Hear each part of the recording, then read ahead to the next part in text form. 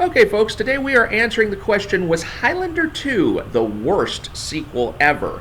So, Highlander 2 came out in 1991, starring Christopher Lambert and Sean Connery, not respective, I've got them backwards there.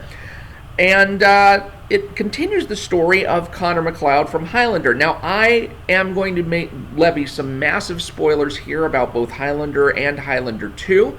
If you have not seen the movies, I highly recommend that you see Highlander at least. And you can find both Highlander and Highlander 2 for free on Amazon Prime. So do go check out those movies, at least the first one. I can't, if you decide to subject yourself to the second one, I claim no responsibility for that.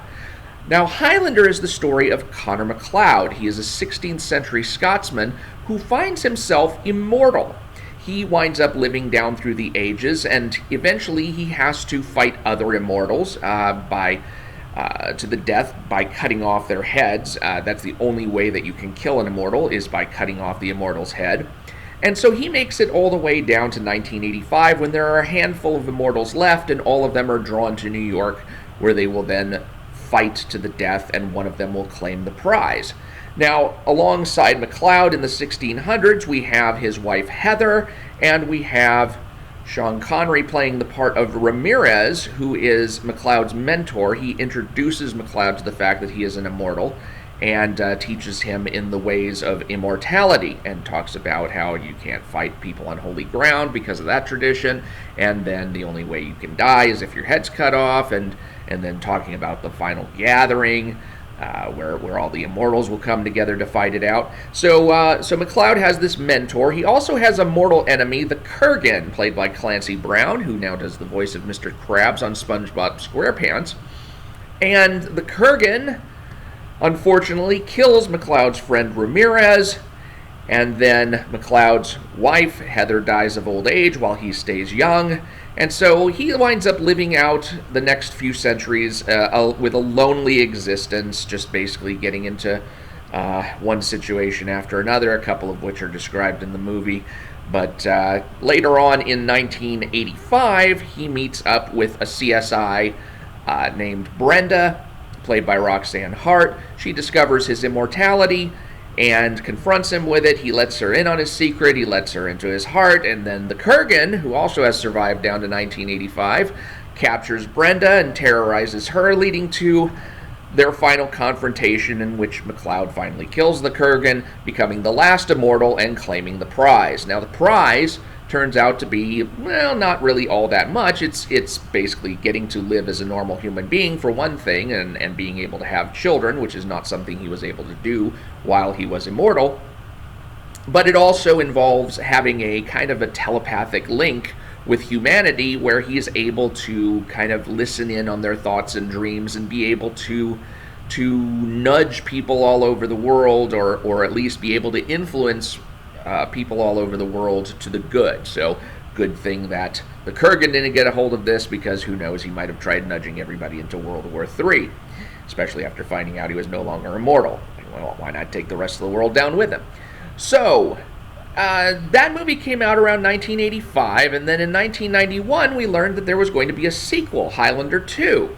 And people were already asking questions just from the get-go, because The Highlander is not the kind of movie that lends itself to a sequel, especially a sequel that's still got Sean Connery in it, given that his character Ramirez is killed off in the 1600s, and then MacLeod, having killed all the other immortals, well, he claims the prize, and you think that's it. That's the end of the story, right? Well, not so much. But before we get into the story of Highlander 2, I want to take you down through a sci-fi movie idea that I had. This is just something that, I know this is kind of a distraction, but it's a little bit of an excursus into something that I was thinking of. And I call my sci-fi movie idea, I'm calling The Shield Must Fall. And it's the story of how in the future there are millions of human beings who die from exposure to intense ultraviolet rays from the sun. So this noble entrepreneur who lost his wife to the UV rays, he brings together these brilliant scientists, and they build an energy shield around the Earth that blocks the UV rays. So this energy shield saves the world, but it also blocks the sun's natural light, turning the world and society dark and bleak, and it causes other health problems and atmospheric problems and things like that. So decades later, there's this eco-terrorist who sneaks into the building of the corporation that still maintains the shield around the world, and finds that this shield is no longer necessary. So she goes and finds this aged entrepreneur who's, he's decades older now, and tells him, hey, this shield needs to come down. The UV rays outside of the shield, they're fine now. They're not damaging to human life. The shield can come down and humanity can come back to normal. So, with the help of an old friend, the aged entrepreneur, joined by the eco-terrorist, must now rescue an imprisoned scientist who helped him build the shield, and then defy the corporation that took control of the shield for its own profit and find a way to bring the shield down. Now, this is a perfectly good sci-fi movie story, and I have to admit, I lied to you early on. This is not my own idea. This is actually the plot of Highlander 2. This is the plot. The shield must fall is actually the plot that Highlander 2 follows. Except the aged entrepreneur is Connor MacLeod. You remember I told you he had that ability to influence people all over the world. Well, he decided to influence people around the world, scientists around the world, into building this shield around the Earth after his wife, Brenda, died of the UV ray exposure. So he built the shield that protects the world from the UV rays that killed his wife, and now this eco-terrorist, played by Virginia Madsen, is come to him and said, we really need to take the shield down. And the person standing in his way is John C. McGinley's David Burke, who is the head of the corporation, who wants to keep the shield up indefinitely so the corporation can keep raking in profits from it, because apparently he's charging the world for the use of the shield. So MacLeod now has to go and save his friend, the scientist, played by Alan Rich, with the help of another old friend, Sean Connery, reprising his role as Ramirez. So this is all raising a whole bunch of questions in my mind, and it raised a whole bunch of questions in other people's minds as well on seeing, how this movie was starting to form up.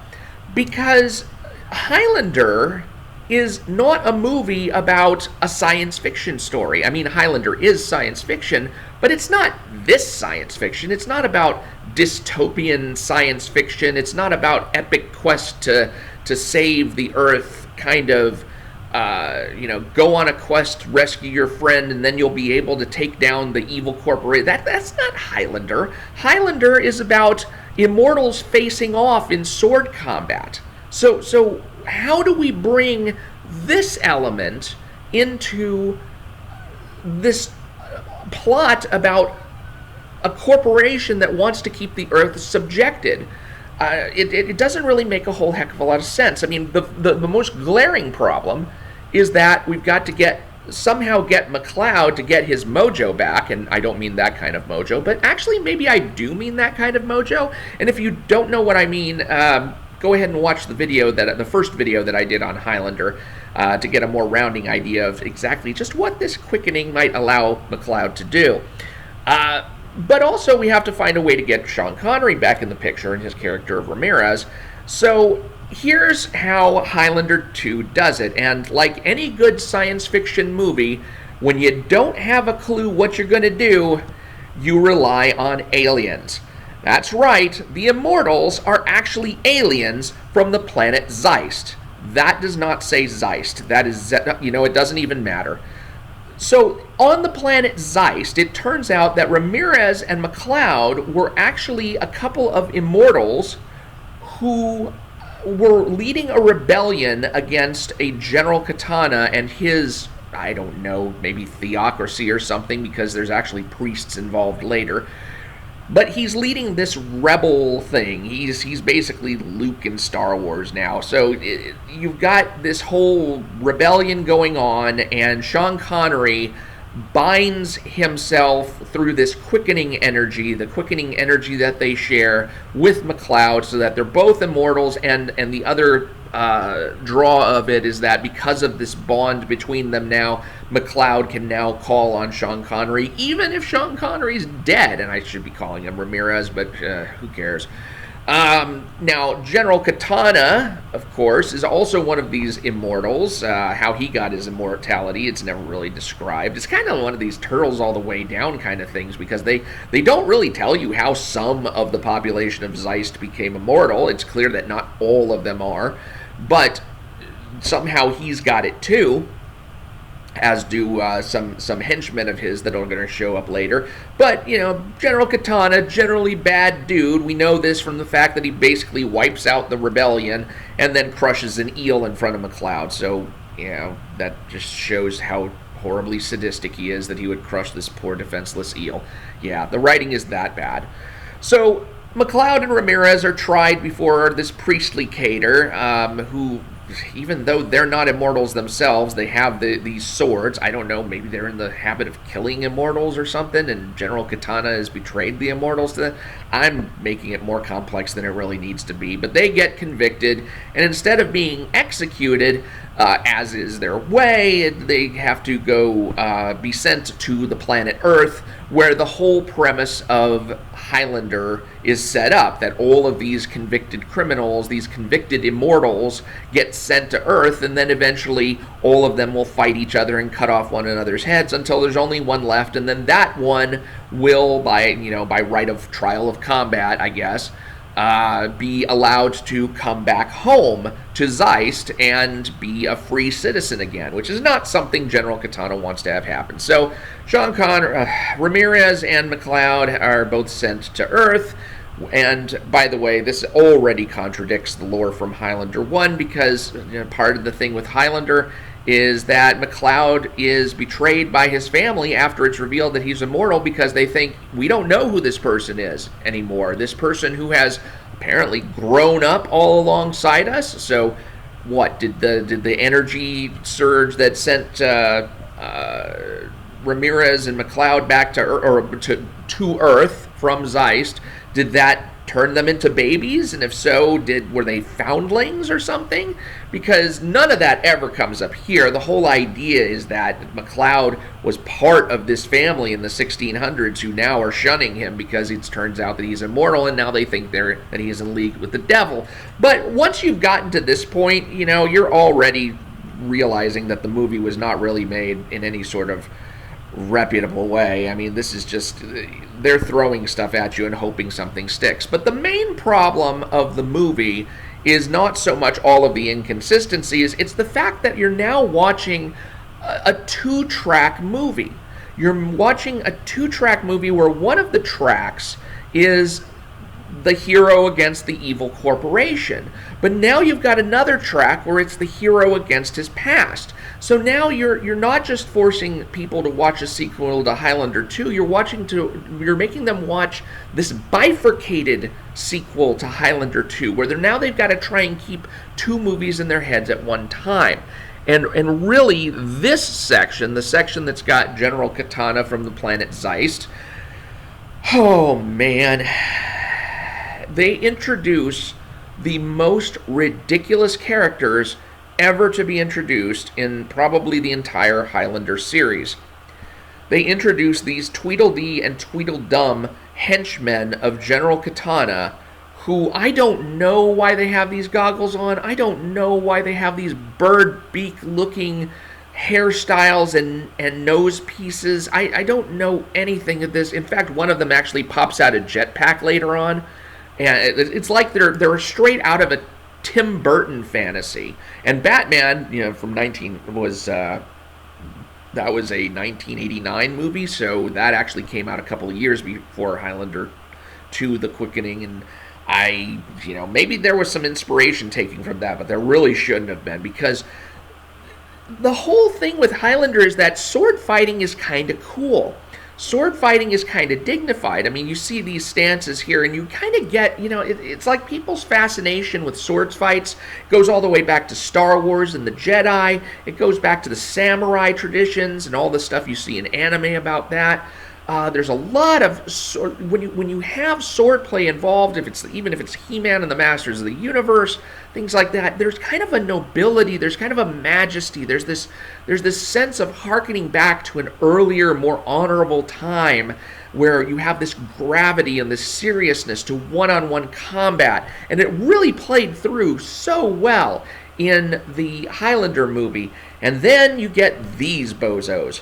And they are just stooges. I mean, they are like, they're not even worthy of being Tim Burton villains. You got one guy who's riding in on a hoverboard, and the other guy who's like, he's walking around. Now he's doing like karate poses with his tongue hanging out, and he's got this laugh like, and the other one's got a life like, McCloud, you're mine. And just, oh my God, that voice. It's so stupid, and it totally destroys any faith you had that this movie was going to pay any amount of honor to its predecessor. It's really at this point in the movie that it already falls apart. But moving on, these two clowns do get killed by McCloud, and because they are immortals themselves, McCloud gets his mojo back. So he absorbs the energy from them, he becomes young again, and this forces General Katana to teleport himself to Earth 2. Now, why the teleportation machine didn't make them and him into babies or something that would be raised as humans, I don't know. I don't think, we're in any kind of trying to be consistent in terms of continuity anymore. But General Katana, true to form, he goes and kills the train conductor and speeds up the train to about 400 miles an hour, which basically kills everybody on board. Why? Because we want to show that he's just as sadistic towards humans as he is toward these poor eels. So one of the other side effects of McCloud getting his mojo back is that he calls out for Ramirez, who materializes during a stage play of Hamlet during the famous Yorick scene, which I guess is supposed to show, oh, this guy was dead, and, oh, I knew him back then, and it's supposed to be some sort of parallel with that. And it's a horribly unfunny scene that is supposed to be funny, which leads to another couple of scenes with Sean Connery trying to make his way to find McCloud, which turn out to be just kind of dull and unfunny scenes that take up time in the movie and just really shouldn't have been there. The rest of the movie plays out exactly like you'd expect. I don't feel like I'm giving anything away to say that, of course McCloud eventually faces off against Katana, and with Sean Connery's help, he finds his scientist friend, and the scientist gives him helpful information that allows him to take down the machine, and blah blah blah. So, it's all happily ever after towards the end. And the only thing that Sean Connery contributes later on in the movie is this was really the only surprise, and it's a bad surprise. It's where he uses his own quickening mojo to stave off a ceiling fan of death trap in the corporation's building while they're trying to rescue the scientist. And so he has to use up, what's left of his life power saving McCloud and the eco-terrorist and stuff. And it all happens to the tune of the bagpipe version of Amazing Grace, which might make some sense if Sean Connery's character in this was Scottish, but he's a Spaniard. It's McCloud who's Scottish. Oh, and by the way, McCloud's not even really Scottish, remember? Because, yeah. So at this point in the film, if that doesn't just drive you to drink and give up on the movie and give up on life altogether, I salute you, because this by this point it's just like, oh, give me a break. This was like the part of Captain Marvel where she starts breaking heads to the tune of No Doubt's Just a Girl. It's like, okay, you're showing me that you've already got my money and you don't care. You don't care. You're just poking it at me in the eye with it now. And you start to realize after you've watched the movie just how lazily constructed this movie was. There was a lot of this movie of Highlander 2 that was shot almost scene for scene from Highlander. Like for example, the beginning of the movie, this was the beginning of Highlander. You have McCloud sitting in a wrestling match in Madison Square Garden, and he is reminiscing about his time in Scotland. He's having flashbacks to battles in Scotland. Well, in Highlander 2, it opens with MacLeod, now an old man, apparently not a fan of pro wrestling, sitting in an opera. And he's having flashbacks about his time on the planet Zeist.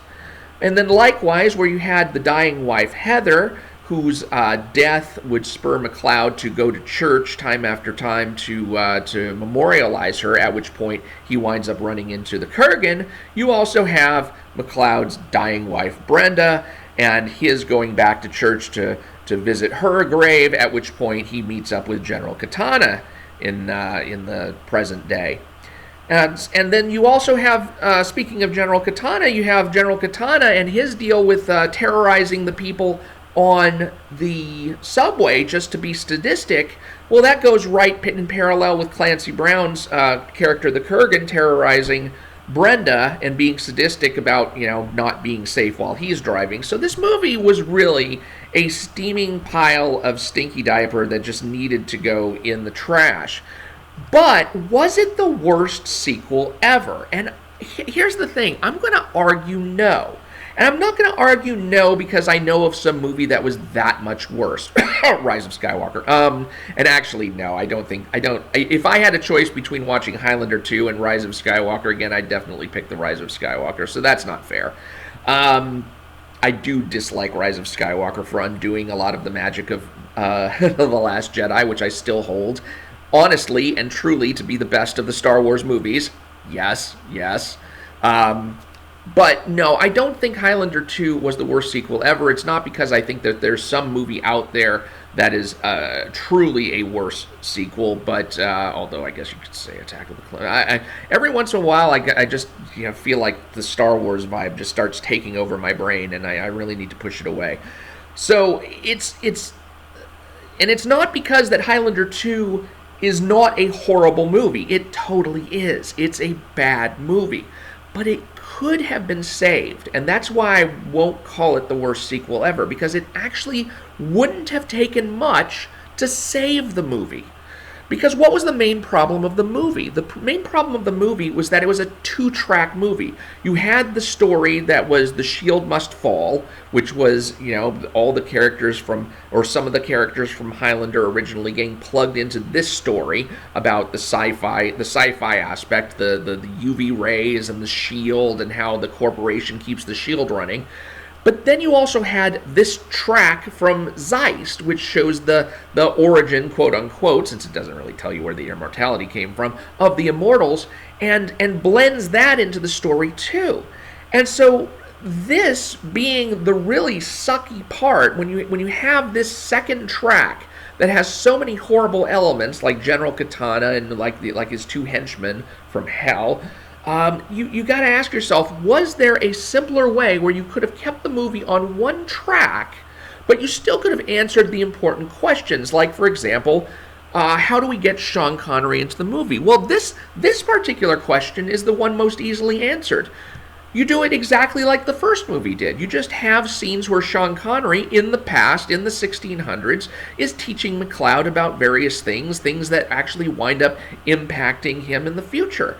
And, we don't need Sean Connery to do this stupid I'll stop the ceiling fan of death with my mojo kind of deal, because give us some reason, maybe give him something that he taught MacLeod in the past that MacLeod is now able to use in the present to stop the death trap, so that maybe we can admire MacLeod for being more than just a sword-swinging Conan type. Now, the other question that we have to answer is, how do we get MacLeod his mojo back? But that's actually pretty easily answered, too.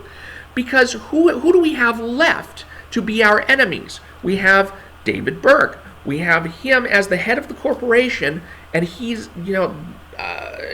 controlling this corporation that has this big energy shield. Why not make him an immortal as well? And of course, then you think, well, why is it that he and MacLeod haven't fought yet? But maybe tie that in to some technology that he developed, because we're already in a technological world. We're already talking about technological innovations. Make it so that he, early on, maybe in the 70s, maybe he was with Tesla, maybe he was with Edison, but he developed some way to cloak himself and cloak others so that they were no longer drawn to fight each other, so that they were cut off from the Immortals Matrix. And so that when McCloud actually got the prize, he only got the prize in the sense of getting it for all of the Immortals who were still in the Matrix. And now David Burke, because he realizes that McCloud is coming to shut off the shield, that's when he sends his assassins to go after McCloud, and they're immortal as well. They're immortals who have paired with him and accepted this cloaking device of his. And so he shuts off their cloaking device so that they have full access to their immortality and all the healing powers that come with it and stuff like that. And then he sends them out. And they won't be like those complete stooges that General Katana had. They'll be more imposing characters like the Men in Black, except they'll have swords instead of those ray guns. And that way we can get rid of General Katana and his completely ludicrous ass clowns. And that is all you would have needed to make Highlander 2 a decent movie to watch. You could have easily blended in the two streams into one and made this a watchable movie. So I will not say that Highlander 2 was the worst sequel of all time, but it was really bad. And unfortunately, I have just found out where I can get a copy of Highlander 3, which means I will be subjecting myself to that in the near future, and I'm really not looking forward to the experience, because I don't remember that movie as being any better than this one. So pray for me, because I'm about to subject myself to another 2 hours of movie hell, and if there's anything worth saying about it, then I'll see you later about it. I'm Mike Bartica. Thanks for watching. Please do subscribe if you do want to see any of the either of the two Highlander movies, even after all this. I still do recommend the first movie, and I will provide the links for those on the video description. Also in the video description, you'll see links to my books on Amazon and some other sites, and you can find out where to hook up with me on social media, and also no, actually, I think that's it. I think that's pretty much all I've got on my video description. So thanks for watching. Please do subscribe. I don't get to make these videos as often as I used to, and so save yourself the trouble of having to come back and look each time. Just get the notifications in your email. I will talk to you later.